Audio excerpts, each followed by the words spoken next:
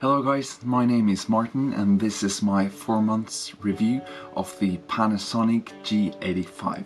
I do mostly video, so my focus is more on the video functions of this camera, not as much the photography side of it. But let's get into the pros and cons of this camera. First of all, I have to say that I will not be discussing the technical details of this camera.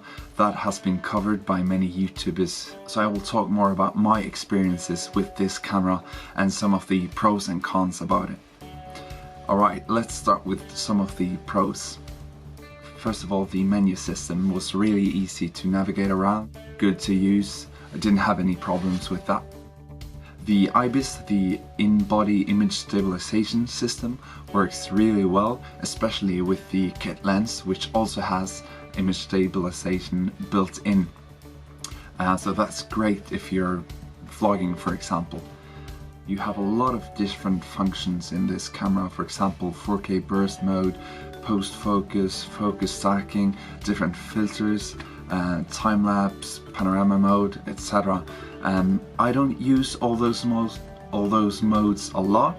I do use the panorama mode and some of the filters, but I have to say the filters, you can only put them on before you take the shot. So after you've taken the shot, you can't put other filters on, so that's kind of a bummer.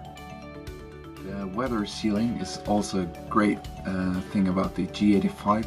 I have also made a video where I test this weather sealing. I was out in the rain for 2 hours with this camera and it still works great. So now for some of the cons about this camera.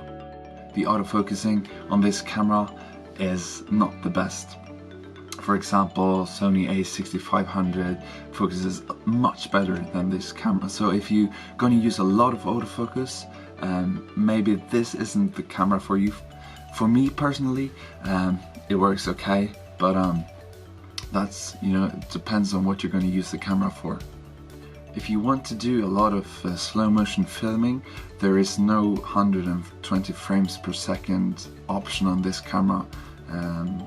The GH4 does have it, but this camera doesn't, and that's something I wished it had. Since this is a micro four thirds sensor, the low light performance of this camera is not the best.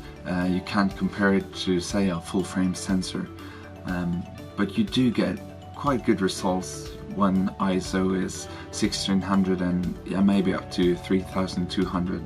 But if you're going to use this camera for low light settings mostly, maybe you should consider another alternative. I've only got one thing to say about the build quality.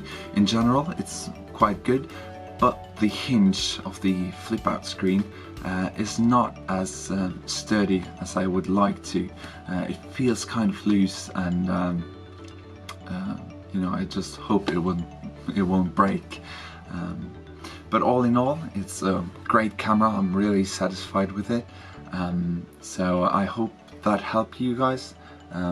Another alternative is to buy the G7 and use the additional extra cash for lenses. But then again, you won't get the weather sealed body. So that's something you gotta decide if that's important to you or not. So hope you guys liked this review. If you liked it, please press the like button and do subscribe if you want to see more videos. This video is filmed on my new Panasonic 25mm f1.7 lens, so hopefully I'll make some more videos about that lens. So till next time.